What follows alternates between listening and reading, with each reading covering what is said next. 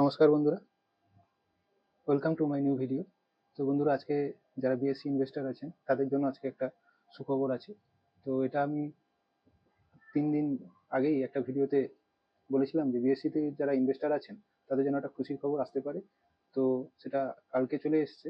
কালকেও একটা আমি লাইভ ভিডিওতে বলেছিলাম।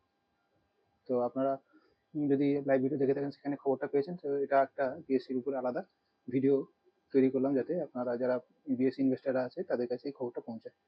তো বন্ধুরা, আপনারা যারা নতুন এই চ্যানেলে আছেন তারা চ্যানেলটি সাবস্ক্রাইব করে রাখবেন, সঙ্গে পাশে থাকা বেল আইকনটি প্রেস করে দেবেন।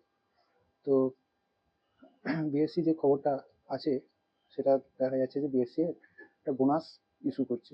বোনাস বলতে যেটা দেখা যাচ্ছে 2:1 রেশিওতে বোনাস দেবে। তো বোনাস বলতে যেটা বোঝায়, বোনাস কোম্পানি কেন দেয়, কীভাবে দেয়, বোনাসের দেওয়ার ফলে ইনভেস্টারদের কতটা লাভ হয়, কতটা ক্ষতি হয় বা কী থাকে সেটা আমরা বলছি পরে, আগামী পরবর্তী কিছুক্ষণের পরেই আপনাদের কাছে সেটা আলোচনা করব। তো প্রথম যে খবরটা হচ্ছে সেটা হচ্ছে বিএসসি যাদের যাদের কাছে বিএসসি স্টক শেয়ার আছে তারা 2:1 রেশিওতে বোনাস পাবেন। তো বোনাস বলতে যেটা বোঝায়, আপনার কাছে যদি দেখা যায় একটা শেয়ার আছে তাহলে কোম্পানি আপনাদের 2টো শেয়ার ফ্রিতে দেবে। ফ্রি বলতে ওটা আপনার কাছে দেখা গেল 10টা শেয়ার আছে, তো কোম্পানি ওটা দেখা যাবে 2টো দেওয়ার ফলে আপনার কাছে সেটা 30টা চলে আসবে। তো এর ফলে আপনি দেখা গেল বর্তমান যে বিএসসি যে বর্তমান যে ক্লোজ হয়েছে শুক্রবার, সেটা দেখা যাচ্ছে প্রায় 550 5,500 পার শেয়ারে। তো দেখা গেল আপনার কাছে যদি 10টা শেয়ার থাকে, আপনি মোটামুটি প্রায় 55,000 টাকা ইনভেস্ট করে থাকবেন। তো এর ফলে দেখা যাচ্ছে যে আপনার এই 10টা শেয়ার 30টা, দুটো করে পেলে 30টা হয়ে যাচ্ছে। তো দেখা যাচ্ছে আপনার ভ্যালুটা কিন্তু একই থাকবে, কিন্তু শেয়ারের সংখ্যাটা বেড়ে যাবে। ওখানে 10টার জায়গায় 30টা হয়ে যাবে অটোমেটিক্যালি। তো এখনো কোম্পানি এটা রেকর্ড ডেট ঠিক করেনি। তো রেকর্ড ডেটটা আগামী দিনে কোম্পানি জানিয়ে দেবে। তো আপনারা যাদের কাছে অলরেডি বিএসসি শেয়ার আপনাদের পোর্টফোলিও আছে, তাদের তো অটোমেটিক্যালি শেয়ার দুটো করে পেয়ে যাবেন, কিন্তু রেকর্ড ডেট পর্যন্ত রাখতে হবে। রেকর্ড ডেটটা কোম্পানি পরে ঘোষণা করবে।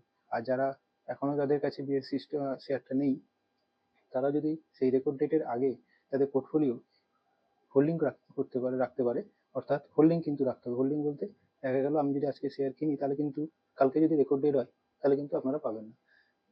আপনাদের আমরা জানি যে কোনো শেয়ার কিনলে সেটা T2 টাইমে গিয়ে আমাদের পোর্টফোলিও সেটা শো করে।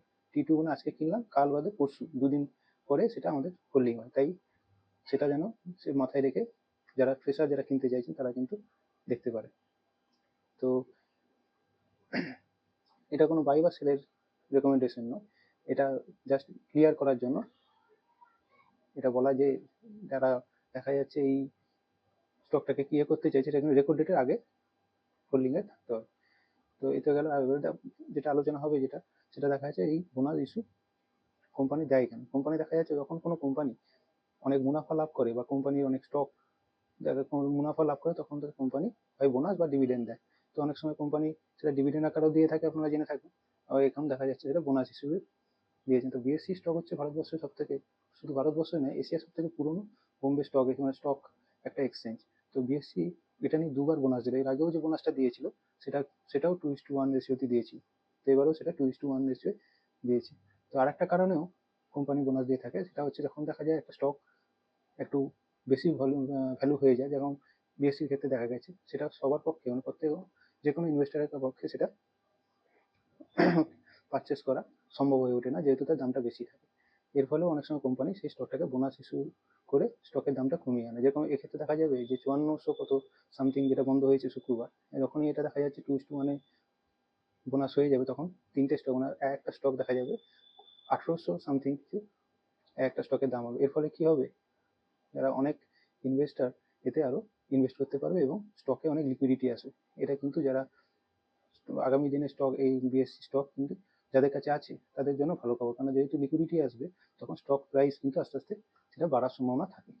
তো একটা খারাপ দিক হচ্ছে কেন, এই বোনাস ইস্যুর ফলে কিন্তু অনেক ভলাটিলিটি বা অস্থিরতা দেখতে পাওয়া যায়। তাই যারা ট্রেডার আছেন তারা কিন্তু একটু সাবধানে ট্রেড করবে। তো বন্ধুরা, এই খবরটা দেওয়ার জন্য আজকে এই ভিডিওটা করা। তো আমার ভিডিওতে এইটুকু জানানো ছিল। আজকে ভিডিও এই পর্যন্তই। যদি ভালো লেগে থাকে চ্যানেলটি সাবস্ক্রাইব করে রাখবেন, সঙ্গে পাশে থাকা বেল আইকনটি প্রেস করে দেবেন আর লাইক শেয়ার করতে